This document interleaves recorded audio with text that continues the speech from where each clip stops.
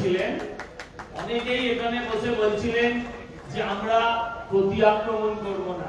ঠিক ততক্ষণ অব্দি বলা যায় যতক্ষণ আমার নিজের ঘরে না হয়। যাদের ঘর লুট হয়েছে, যাদের মেয়ে বউয়ের ইজ্জত লুট হয়েছে, যাদের ঘর ভেঙেছে, তাদের মন সে কথা বলে না। দল না চাইলেও জনগণ এদের ব্যবস্থা করবেই করবেই করবেই, একথা আমি দৃঢ়তার সঙ্গে বিশ্বাস করি। দাদা অনুরোধ করি, শুধু জয় শ্রীরাম করলে কিন্তু হবে না। শ্রীরামচন্দ্রকেও তার বউকে বাঁচাতে হাতে অস্ত্র তুলে নিতে হচ্ছিল। রাবণকে অনুরোধ করে কোনো কাজ হয়নি। তাই শুধু মার খেয়েছি মার খেয়েছি মার খেয়েছি এটাও আমাদের বলা বন্ধ করতে হবে। আমাদের 10 জন আক্রান্ত হলে ওদের একজনের ভেতরেও এই আতঙ্ক থাকতে হবে যে আমরা পারি। কারণ 10টা ভেড়া তেড়ে এলেও আপনি ভয় পাবেন না, কিন্তু একটা নেড়ি কুকুরও যদি আপনার দিকে তেড়ে আসে, যে ভেড়ার থেকেও সাইজে ছোট, আপনি ভয় পাবেন। কারণ ওই নেড়ি কুকুরটা আপনাকে কামড়াতে পারে, ভেড়ার সিং থাকলেও কুতোতে জানে না। তাই মাথায় রাখুন যে আক্রমণের প্রতি আক্রমণ থাকবে থাকবে থাকবে, তবেই আমরা বাঁচতে পারবো। আমাদের সেন্ট্রাল গভর্নমেন্ট বাঁচাবে, আমাদের সেন্ট্রাল ফোর্স বাঁচাবে। শুধু এই আশায় থাকলে পরিবর্তন কোনোদিন হবে না, এই আশায় থাকলে হবে না। আমাদের গ্রামে গ্রামে রুখতে হবে, গ্রামে গ্রামে আমাদের প্রত্যাঘাত করতে হবে। মার কা বদলা মার সে হয়।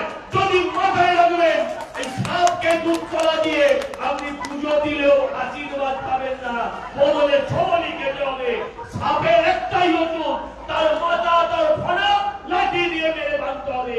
তাই আমি অনুরোধ করবো আপনাদের কাছে, শুধু মার খেয়েছি বাড়ি ছেড়েছি না, ওদেরও যাতে 2-4টে করে বাড়ি ছাড়া হয় সেদিকে নজর রাখুন।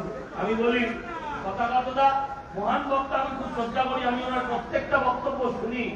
উনি বলছিলেন সিপিএম মেরেছে, সিপিএম অল্প কিছু কয়েকশো কয়েক হাজার মানুষকে মেরেছে, কয়েক হাজার মানুষকে মেরেছে, কিন্তু এরা একটা জাতিকে ধ্বংস করে দিচ্ছে, এরা একটা পুরো জাতকে ধ্বংস করে দিচ্ছে। এরা সুরাবর্তীর আবার দ্বিতীয় পার্ট 2 আনতে চাইছে। আমরা মুসলমান বিরোধী নয়, আমরা অন্য ধর্মের বিরোধী নয়। হিন্দুত্ব শেখায় বড় ধর্ম সহিষ্ণুতার কথা, কিন্তু আমরা তো সহিষ্ণুতা তখন দেখাবো, আগে তো নিজের ধর্মকে রক্ষা করব, নিজের মা ভাই বোন জাতকে রক্ষা করব, তারপর তো অন্যকে সহ্য করব, অন্যকে সম্মান করব। আজকে আমার ধর্ম, আমার জাত, আমার পরিবার, আমার রাজ্য সব ভুলুণ্ঠিত। তাই অনুরোধ করব, স্বামী বিবেকানন্দের ভাষায় উৎকৃষ্টত জাগ্রত আর প্রাপ্যবরান নিবোধত, মানে ওঠো জাগো আর নিজের হিসাবটা নিজেই বুঝে নাও। একথা বলে শুভেন্দু অধিকারীকে আরেকবার অভিনন্দন নাই প্রণাম জানাচ্ছি।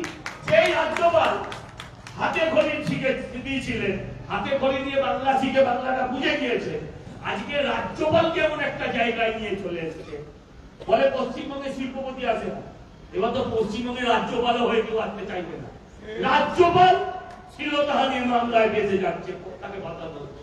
ভাবতে পারি আমরা বিজেপি করলে গাঁজা কেস, আর রাজ্যপাল হলে শ্লীলতাহানির কেস। পশ্চিমবঙ্গে আর কেউ রাজ্যপাল হবে না, সম্পূর্ণ নৈরাজ্য।